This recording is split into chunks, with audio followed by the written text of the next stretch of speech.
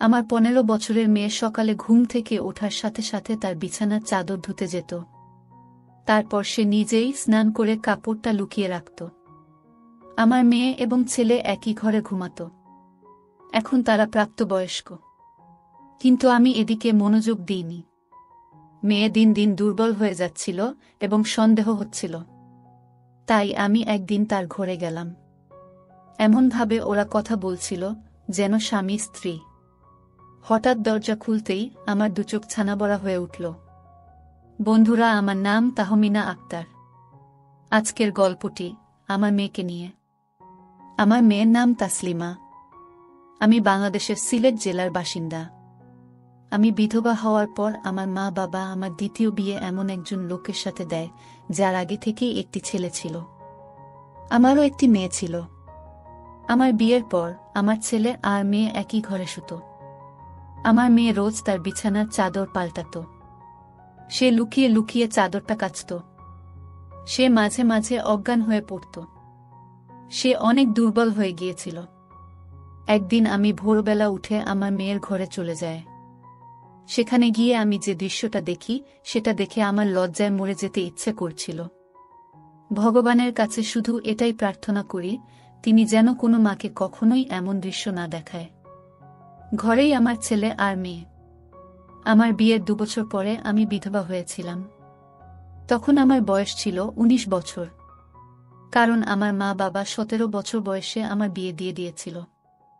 আমি তাদের একমাত্র মেয়ে ছিলাম, কিন্তু আমার বারবার মনে হতো যে আমি তাদের কাছে একটা বোঝা। তারা আমাকে নিজের মেয়ে মনেই করত না। আমার জন্মের পর আমার মা খুশি হয়নি। আমার বাবা একটি ছেলে চেয়েছিল, তাই হয়তো আমি হওয়াতে বাবা খুশি হয়নি। বাবা সবসময় আমার থেকে দূরে থাকত। বাবা আমাকে নিজের সন্তানের মতো ভালোবাসতেই পারেননি। উনি আমাকে দেখলেই রেগে যেতেন। আমাদের পরিবারের দ্বিতীয় বিয়ে করার নিয়ম ছিল না, তাই বাবার বিয়ে করতে পারেনি। সেই কারণে বাবার আমার উপর খুব রাগ ছিল। তাই বাবা তাড়াতাড়ি আমার বিয়ে দিয়ে দিয়েছিল। আমার স্বামী একটি সরকারি স্কুলে পড়াতেন। আমাদের একটি 3 বছরের মেয়ে ছিল। একদিন হঠাৎ স্কুল থেকে ফেরার পথে আমার স্বামীর অ্যাক্সিডেন্ট হয়, আর তিনি মারা যান। আমার স্বামীর মারা যাওয়ার পর আমার দিন খুব কষ্টে কেটেছিল। আমার উপর অনেক দায়িত্ব এসে পড়েছিল। কিছুদিন পর আমার শ্বশুর শাশুড়ি আমাকে আমার বাপের বাড়িতে পাঠিয়ে দেন। আমি তাদের উপর বড় বোঝা হয়ে উঠেছিলাম। তারা তার ছেলের মৃত্যুর জন্য আমাকেই দায়ী করতেন।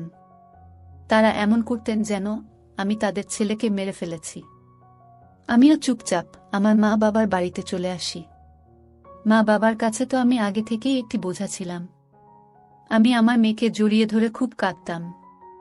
কিছুদিন পর আমার মা বাবা আমার আবার বিয়ে দিয়ে দেন। এবার তারা এমন একজন লোকের সাথে আমার বিয়ে দেন যার আগে একটি বিয়ে ছিল, আর সেই দিকে তার একটি ছেলে ছিল, আর আমারও একটি মেয়ে ছিল।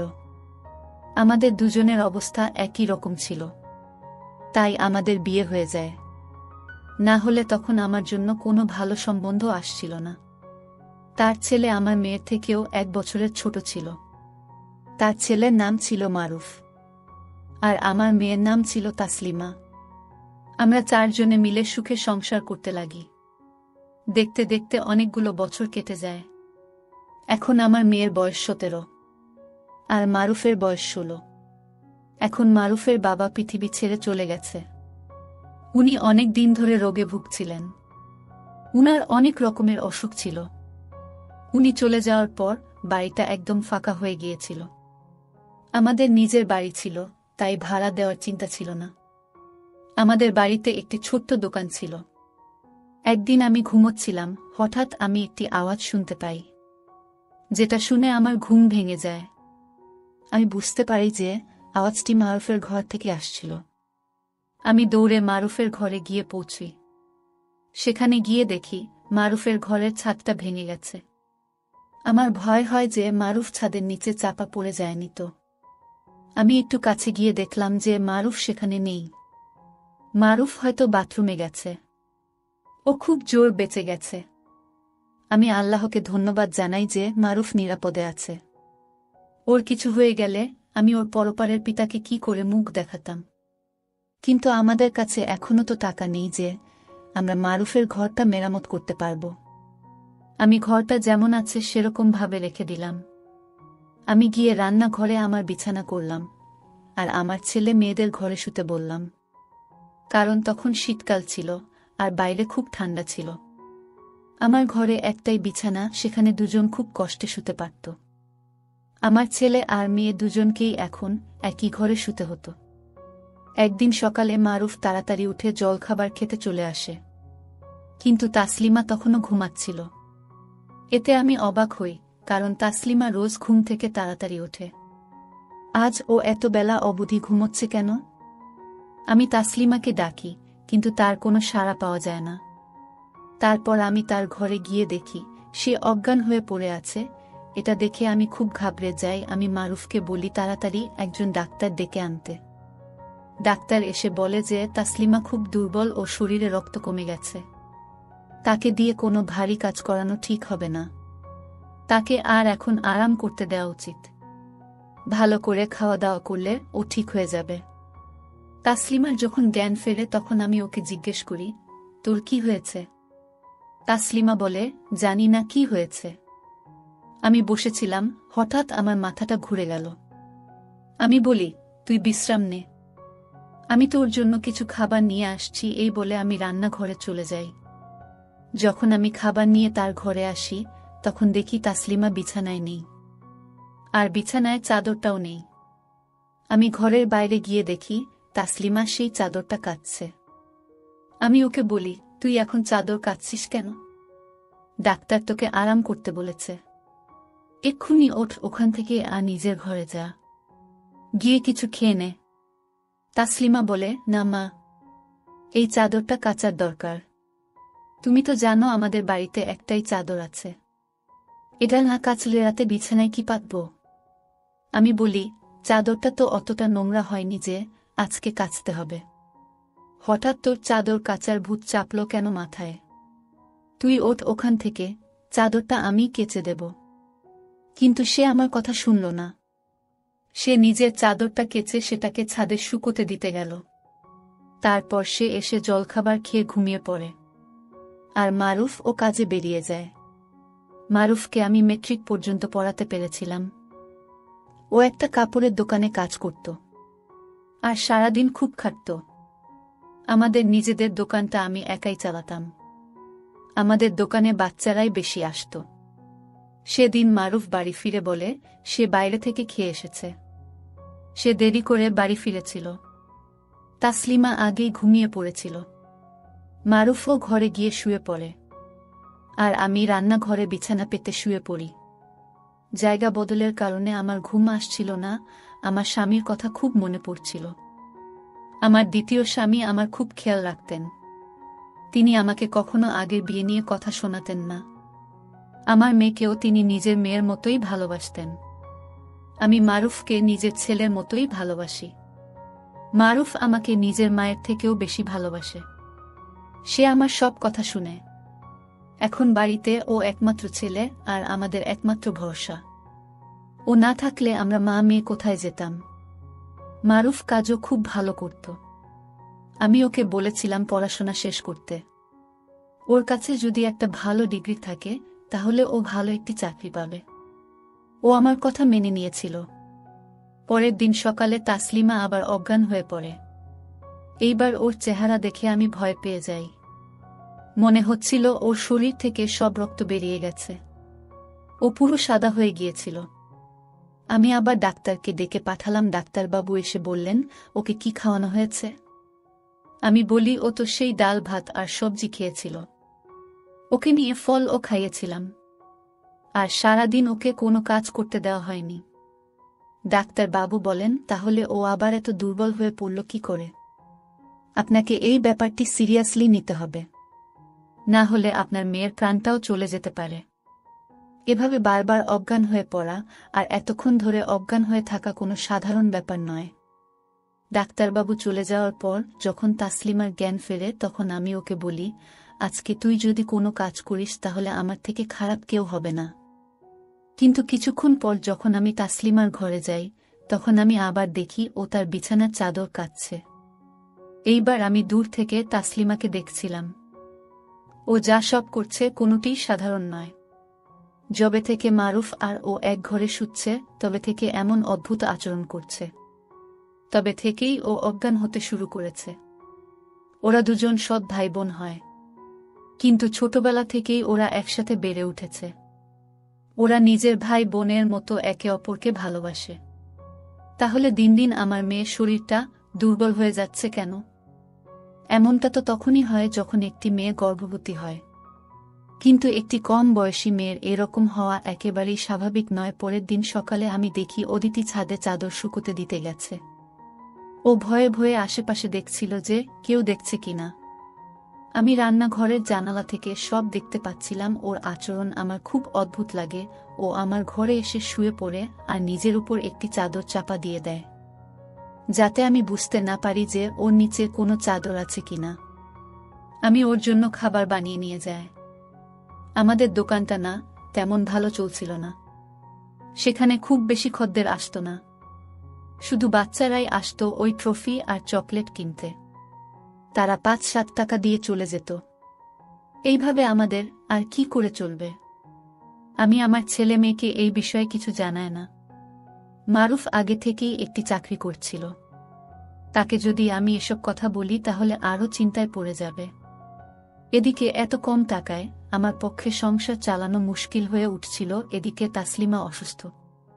ডাক্তার বলেছে ওকে ভালো ভালো খাবার খাওয়াতে, কিন্তু চাল ডাল কিনতেই তো আমাদের সব টাকা শেষ হয়ে যায়। এইভাবে সংসার চালানো খুব মুশকিল। একদিন আমি তাসলিমা আর মারুফকে এমন সব কথা বলতে শুনি যা শুনে আমি অবাক হয়ে যাই। তাদের কথা আমি কিছুই বুঝতে পারি না। মারুফ বলছিল, তুই তো এখন থেকেই শরীর খারাপ করে বসে আছিস। আমার মনে হয় তোর আর ওই কাজটা করা উচিত নয়। তাসলিমা বলে, না না, আমি এটা করতে পারব। এমন সুযোগ তো আর বারবার আসে না। আমি বুঝতে পারিনি যে আমার সাথে এমনটা হবে। আমি ভাবিনি যে আমার শরীরের শক্তি এত কম যে আমি এটুকু সহ্য করতে পারব না। মারুফ বলে, আমি তোর জীবন নিয়ে খেলতে পারব না, তাই আমাদের এটা বন্ধ করা উচিত। তাসলিমা বলে, এটা তো মাত্র কয়েক সপ্তাহের ব্যাপার, তারপর আর এমন সুযোগ আসবে না। ওরা কি কথা বলছে আমি তো কিছুই বুঝতে পারছি না। একদিন সকালে আমি এমন একটি জিনিস দেখি যেটা দেখে আমার হুঁশ উড়ে যায়। আমি দেখি তাসলিমা ছাদে কাপড় শুকোতে দিতে গেছে। সে এক পাশে গিয়ে বমি করে। আমি দৌড়ে গিয়ে তাকে জিজ্ঞেস করি, তোর কি হয়েছে? তুই কি খেয়েছিস? আর তুই রোজ বিছানার চাদর কেন কাচ্ছিস? এইসব তুই কি করছিস? তুই এমন কোনো কাজ করিসনি তো যাতে তোর আর তোর বাবা মায়ের সম্মানটা নষ্ট হয়। এমনটা হলে আমি তাকে কোনোদিন ক্ষমা করব না। আমার মেয়ে বলে, মা, তুমি এসব কি বলছো? আমি এমন কোনো কাজ কেন করব যাতে তোমাদের মাথা নিচু হয়? তুমি যেমনটা ভাবছো তেমনটা একেবারেই নয়। মনে হয় আজকাল তুমি সিনেমা বেশি দেখছো। বা কেউ তোমাকে আমার বিরুদ্ধে উস্কাচ্ছে। আমি যদি রোজ চাদরটা কাচি তো তাতে কি হয়েছে? চাদরটাও নোংরা হয় তাই কাচি। আর তুমি তো জানো যে আমি রোজ ওষুধ খাই, তাই জন্যই হয়তো আজ আমার বমি হলো। তুমি কি সব উল্টোপাল্টা ভাবছ মা? আমার মেয়ে আমার সঙ্গে এভাবে কথা বলছে, আমি ওর গালে সপাটে একটা চড় মারি। তখনই মারুফ সেখানে এসে পড়ে। মারুফ আমাকে বলে, মা, তুমি এটা কি করছো? তুমি ওর গায়ে হাত তুললে। আমি বলি, হ্যাঁ, আমি ওকে মেরেছি। এটা আমার অনেক আগেই করা উচিত ছিল। আমি এখনো জানি না যে তোরা দুজনে মিলে কি করছিস। যেদিন আমি জানতে পারবো সেদিন আমি তোদেরকে ছাড়ব না। আমি নিজেই জানি না আমার কি হয়েছিল। আমার মুখে যা আসছিল আমি তাই বলছিলাম। আমার এমনটা করা উচিত হয়নি। সেদিন রাতে হঠাৎ আমার ঘুম ভেঙে যায় আর আমি দেখি আমার ছেলে মেয়েদের ঘরে লাইট জ্বলছে। এত রাতে ওদের ঘরে লাইট কেন জ্বলছে? ওদের তখন শুয়ে পড়া উচিত। আমি ওদের ঘরের কাছে যাই, আর গিয়ে আমি ওদের কথা বলার আওয়াজ শুনতে পাই। ওরা কিছু একটা নিয়ে কথা বলছিল। আমি বাইরে দাঁড়িয়ে ওদের কথা শুনছিলাম। মারুফ বলছিল, তুই খুব ভাগ্যবতী। তাসলিমা বলে, হ্যাঁ। সে তো বটেই, কিন্তু কাল যখন আবার আমার শরীর খারাপ হবে তখন মা আবার চিন্তা করবে। মারুফ বলে, আর মাত্র কয়টা দিনের ব্যাপার, একটু সহ্য করে নে। আমি ভাবি, ওরা এসব কি কথা বলছে। আমি আর সহ্য করতে পারলাম না। আমি দরজা খুলে ভিতরে যাওয়ার চেষ্টা করলাম, কিন্তু যেই দরজাটা খুলতে গেলাম আমি দেখি দরজা ভেতর থেকে বন্ধ। ওরা ঘরের দরজা বন্ধ করে কেন শুয়েছে? এখন গরমের সময় ওদের তো দরজা খুলে শোয়া উচিত। আমি অনেকক্ষণ ধরে দরজা ধাক্কা দিচ্ছিলাম, কিন্তু ওরা দরজা আর খোলে না। ওরা দরজা খুলতে আধ ঘন্টা লাগিয়ে দেয়। যখন ওরা দরজা খুলে তখন আমি ভেতরে গিয়ে দেখি ওরা দুজন ছাড়া ঘরে আর কেউই নেই। ওদের চোখ মুখ দেখে মনে হচ্ছিল ওরা ঘুমোচ্ছিল। আমি ওদের জিজ্ঞেস করলাম, তোরা কি করছিস? ওরা বলে, আমরা তো ঘুমাচ্ছিলাম। আমি বলি, মিথ্যা কথা বলিস না, তোরা জেগেছিলিস। আমি তোদের কথা বলার আওয়াজ শুনতে পাচ্ছিলাম। ওরা বলে, আমরা এত রাতে কেন জেগে থাকব? আমাদের কি কাল পরীক্ষা আছে যে আমরা জেগে থাকব? আমরা ঘুমিয়ে পড়েছিলাম। তখন আমার কাছে বলার মতো কিছুই ছিল না। ওদের সত্যি দেখে মনে হচ্ছিল যেন ঘুমোচ্ছিল। আমি আর কিছু না বলে ওখান থেকে চলে আসি, কিন্তু আমার মনে হচ্ছে কিছু একটা গন্ডগোল তো আছে। একদিন আমি আমার মেয়ের হাতের কালশিটের দাগ দেখতে পাই। আমি তাকে জিজ্ঞেস করি যে, তোর চোট লাগলো কি করে? সে আমাকে বলে যে তরকারি কাটতে গিয়ে ছুরিতে তার হাত কেটে গেছে। কিন্তু ছুরিতে কাটলে তো আঙুলটা কাটত, ওর হাতের ওপর কি করে কাটল? কখনো সে অজ্ঞান হয়ে পড়ছে, কখনো তার শরীরে আঘাতের চিহ্ন, কখনো সে লুকিয়ে লুকিয়ে বিছানার চাদর কাটছে। এসব কি হচ্ছে? আমি যেটা ভাবছি সেটাই সত্যি নয় তো? আমি আল্লাহর কাছে প্রার্থনা করছিলাম যে আমার আশঙ্কাই যেন সত্যি না হয়, কিন্তু এসব চিহ্ন তো সেই সব দিকেই ইঙ্গিত করছে। ভুলটা আমারই তাসলিমা আর মারুফকে এক ঘরে শুতে দেওয়া উচিত হয়নি। ওরা ভাই বোন হলেও তো ওরা সৎ, আর ওরা কম বয়সী ছেলে মেয়ে। এই বয়সের ছেলে মেয়েরা অনেক সহজে ভুল করে বসে। ওদের আবেগ অনেক বেশি। আমারই ওদের উপর নজর রাখা উচিত ছিল। বড়রা যদি ছোটদেরকে না সামলায় তাহলে তো ওরা ভুল করবেই। সব দোষ আমার। আমি এখন ওদের উপর খুব কড়া নজর রাখছিলাম। একদিন আমি ঘরের বাইরে থেকে ওদের কথা শুনতে পাই। আমার ছেলে আমার মেয়ের জন্য একটি ওষুধ কিনে এনেছিল। সে তাসলিমাকে এই ওষুধের ট্যাবলেটটা দিয়ে বলে, তুই এটা খেলে তোর সব সমস্যা দূর হয়ে যাবে। রোজ রাতে শোয়ার আগে তো এই ট্যাবলেট খাবি, তাহলে দেখবি তুই সকালে আর অজ্ঞান হবি না। তাসলিমা সেই ট্যাবলেট নিয়ে তার আঁচলের ভিতরে লুকিয়ে ফেলে। তারপর থেকে আমি দেখি তাসলিমা আর অজ্ঞান হয় না। কিন্তু একদিন হয়তো সেই ট্যাবলেটটা শেষ হয়ে গিয়েছিল, তাই তাসলিমা আবার অজ্ঞান হয়ে পড়ে। সেদিন আমার ছেলে বাড়িতে ছিল না, তাই আমি ঠিক করি এই সুযোগটা কাজে লাগাবো। আমি তাসলিমার বিছানার চাদরটা তুলে নিজের ঘরে নিয়ে আসি। আমি দেখতে চাই যে ওই চাদরে এমন কি লেগে থাকে যার জন্য তাসলিমা রোজ সেই চাদরটা কাচে। এমনকি তার শরীর খারাপ থাকা সত্ত্বেও সে চাদর কাচতে কিন্তু ভোলে না। আমি চাদরটা ঘরে নিয়ে এসে সেটাকে খুলে দেখি। প্রথমে আমি কিছুই দেখতে পাই না, কিন্তু যখন আমি আরো ভালোভাবে দেখি তখন আমার চোখে পড়ে যে গোটা চাদরের সাদা সাদা চুল লেগে আছে। আমি বুঝতে পারছিলাম না যে ওটা কিসের চুল। এই চুলগুলো পুরো সাদা ছিল আর একদম ছোট্ট ছোট্ট ছিল। আমি কিছু বুঝতে পারছিলাম না। তখন আমার মেয়ের জ্ঞান ফিরে আসে। সে আমার কাছে এসে বসে আর জিজ্ঞেস করে, মা, আমার বিছানার চাদরটা কই? খুব ঘাবড়ে গিয়েছিল।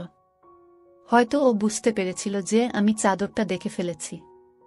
আমি বলি, ওটা আমি কাচতে দিয়েছি। তখন আমার পাশ থেকে উঠে যাচ্ছিল ও। আমি তখন ওর হাতটা ধরে ফেলি। আমি আজ দেখে ফেলেছি যে চাদরে কি লেগে আছে। এবার তুই আমাকে সব সত্যি কথা বল। তুই এসব কি করছিস? আমার মনে খুব খারাপ চিন্তা আসছে। আমি যা সন্দেহ করছি সেটা কি সত্যি? আমার মেয়ে আমার পাশে এসে বসে আর আমাকে সব কথা খুলে বলে। ওর কথা শুনে আমার পায়ের তলা থেকে মাটি সরে যায়। ও আমাকে বলে, মা, তুমি যেমনটা ভাবছেন তেমনটা একেবারেই নয়। আমি আর মারুফ বুঝতে পেরেছিলাম যে আমাদের বাড়ির অবস্থা ভালো নয়। দোকান থেকেও তেমন টাকা আসছে না, আর ভাই ও খুব বেশি টাকা রোজগার করে না। আমরা বুঝতে পারছিলাম না আমরা কি করব। তখন ভাইয়ের এক বন্ধু ভাইকে একটা কাজ দেন। তার বন্ধু অনেকগুলো ছোট ছোট বিড়ালের বাচ্চা পুষেছিল, কিন্তু সে একা তাদেরকে সামলাতে পারত না। তাই সে ভাইকে এই কাজটা দিয়েছিল, আর এর জন্য তাকে সে অনেক টাকা দিত। ভাই সারাদিন ওই বিড়ালের বাচ্চাগুলোকে দেখাশোনা করত, কিন্তু রাতে এসে সে ক্লান্ত হয়ে পড়ত। আমি বুঝতে পারি যে রাতে তার বিশ্রাম দরকার। তাই আমি তাকে বলি ওই বাচ্চাগুলোকে আমাদের ঘরে নিয়ে আসতে, আর আমি সারা রাত ওদেরকে সামলাবো। ওই বাচ্চা বিড়ালগুলোর গায়ের লোম আমার চাদরে লেগে থাকত, যেটা আমি সকালে ধুয়ে ফেলতাম, কারণ আমি জানতাম যে তোমার এই ধরনের কাজ একদম পছন্দ হবে না। আমরা তোমাকে এই ব্যাপারে কিছু বলতে চাইনি। কয়েকটা রাত পর আমি বুঝতে পারি যে আমার বিড়ালে অ্যালার্জি আছে। তাই আমি সকালে অজ্ঞান হয়ে পড়তাম। ভাই আমাকে একটি ওষুধ এনে দিয়েছিল, সেটা এই অ্যালার্জির ওষুধ। ভাইয়ের বন্ধুটা খুব বড়লোক। সে আমাদের এই কাজটার জন্য রোজ 1000 টাকা করে দিত। কাল ওই বিড়ালের বাচ্চাগুলোর আমাদের বাড়িতে শেষ দিন ছিল, কারণ আজ ভাইয়ের বন্ধু ওদেরকে নিয়ে অন্য শহরে চলে যাচ্ছে। এই কটা দিনেই আমরা অনেক টাকা কামিয়ে ফেলেছি, যে টাকা দিয়ে আমরা ভাইয়ের ঘরের ছাদটা মেরামত করতে পারব, আর বাড়ির কিছু জরুরি জিনিসপত্র কিনতে পারব। আমরা জানতাম তোমার পোষা বিড়াল পছন্দ নয়, তাই আমরা তোমাকে এই ব্যাপারে কিছুই বলিনি। কিন্তু তুমি কত কিছু ভেবে বসেছিলে, আমাদেরকে সন্দেহ করছিলে।